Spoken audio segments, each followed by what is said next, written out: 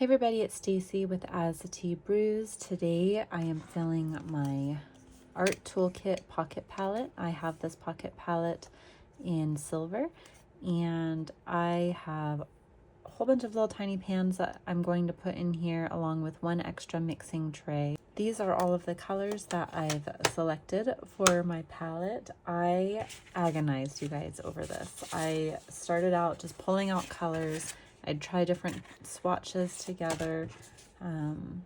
These are the ones that I ended up deciding on. But I kind of went down a little bit of a rabbit hole because I was trying to figure out what colors would mix together. And so I made charts of blues and reds, mixing each blue with each different red, each yellow with each different red and pink and brown, coming up with all the different oranges, each blue and yellow to see which greens I could make. In the end, I picked mostly colors that I used the most, obviously, the ones that I felt went really well together. And then also, I did pick some convenience colors because honestly, if I'm out and about and painting, I'm not going to do a whole lot of mixing. There's a little bit of space here in the lid to mix, and I do have one little mixing palette that I'm going to add in there, but the rest are just going to be colors. And I know a lot of people will do less colors, but I just didn't want to have to mix too much while I'm out, outside painting somewhere. I just felt like it might be overwhelming or too much, or I'd need a bigger palette. So for convenience sake, I did choose some convenience colors. So I'm going to go ahead and talk you through all of the colors I pick, and I'll see you after they're all filled. So the tea that I'm drinking today is orange glazed cranberry scone. This is from the Necessities. I absolutely love this tea. It's definitely one of my top 10 favorites. If you've never tried it, you should totally head over to the Necessities and get yourself a bag because it is just delicious. Okay, this is how I decided to lay out the pans in my pocket palette. I might end up moving them around because I'm not sure I like how a couple colors are next to each other. But for now, I'm going to start out by labeling each and every little pan. I have this old label maker by Brother, and I just printed 3 lines on each section, so they'd be really small, and then I just kind of abbreviated the color names, and I'm using some scissors and some tweezers to apply them all. I won't make you guys watch all of this, but I will go ahead and finish applying the names. So we're going to go ahead and get started on filling these pans. The first color that I picked, this was Daniel Smith. Actually, there's only 2 that are not Daniel Smith, so I'll point those out when we get to them. But this is Buff Titanium, and I really like that color for walls and buildings, and to add to sand and stuff like that. So I thought it would be good for a travel palette. The next one is Lemon Yellow. And previously I had Winsor Newton Lemon Yellow, and I really love the color, but it wasn't as vibrant. I think this Daniel Smith one is a little bit more vibrant. And I'm using a needle to kind of push the color around to get into the corners of the pans. So this one's New Gamboge, and I debated putting this one in, but in the end I chose it. I thought it would be good to have a little bit of a warmer, brighter yellow. This is Quinacridone Gold. I didn't think I liked this color at first, as well as the second color the next color that I'm filling right now, Permanent Brown. I didn't like either of those. They were a little warmer than what I tend to paint with usually, but mixed with other colors, they were so beautiful, so I had to include them. The next color I have is Permanent Alizarin Crimson. I really love the deep dark reds. I don't really like the bright cadmium red as much, and so that's why I chose to pick this one.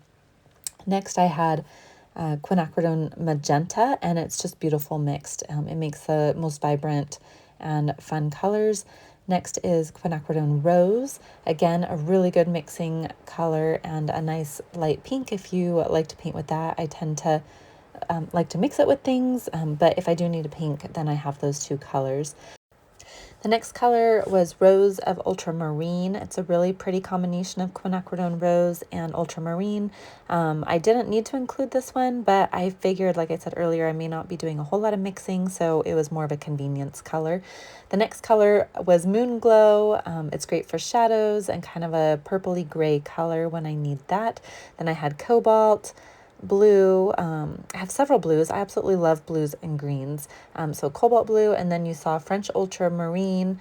And after that one, I have Indithrone blue, which is a newer color to me, but it's absolutely gorgeous. And then I accidentally skipped a pan, but this one is Cerulean, and this is one of my 2 Winsor Newton colors. I just like that one better than the Daniel Smith. And then I'm heading back over to that top corner and filling up Indigo. This one was a little tricky to get down into the pan. It was kind of thick and sticky, and I ended up making quite a mess with it. Okay, and the next color I'm using is Cobalt Teal Blue. I debated about this one also, but I just really love it in case I have water or need to add a really pretty pop of aqua. And then I have Phthalo Blue Green shade, which is a beautiful mixing color as well. And now I'm heading to my greens. The first one I have is Sap Green, and this is kind of my go-to green. It's just really good for a base layer. I can add a little yellow if I want it a little brighter or lighter. Or I can add some neutral tint or green Apatite Genuine to darken it up. So my next green was Green Apatite Genuine, which I really like for the darker greens. And then I have Cascade, which is a newer color to me also, and it's a gorgeous blue and green mixture. It is so pretty. It kind of granulates and separates, and I just love it. And then that bottom row, I have Raw Sienna, followed by Burnt Umber, which is a really nice basic brown.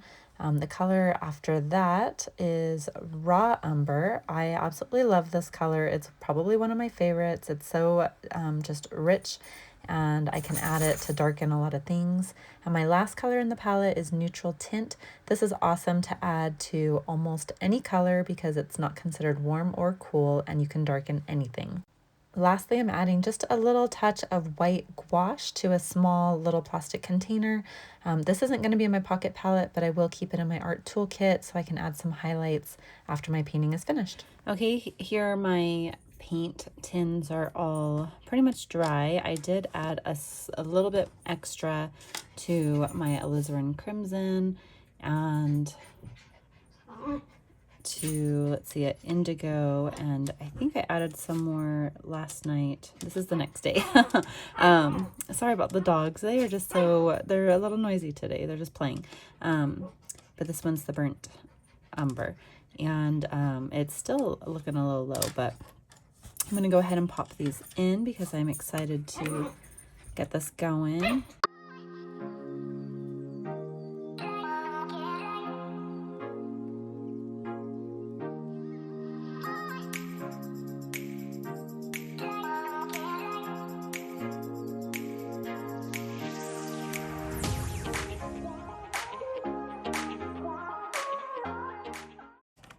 There we go. There's my filled pocket palette from ArtToolkit. Let's go ahead and make a quick little card. So I think I'm going to use this brush. This is from Rosemary & Co. and this is a travel brush. This is the R20. I got this from ArtToolkit also. First in the top left is Buff Titanium, then Quinacridone Gold, then Alizarin Crimson, and then Quinacridone Rose, and then Lemon Yellow, Permanent Brown, Quinacridone Magenta, Rose of Ultramarine, New Gamboge, Cobalt Blue, French Ultramarine, Indithrone Blue, Indigo, Cerulean Blue, Cobalt Teal Blue, Phthalo Blue Green shade, Sap Green, Green Apatite Genuine, Cascade, Moon Glow, Raw Sienna, Burnt Umber, Raw Umber, and lastly, Neutral Tint. Okay, there we go. There's my color card. What colors would you add to the palette? Did I forget one of your favorites, or do I have some of your favorites? Let me know in the comments below, and we'll see you next time. Bye.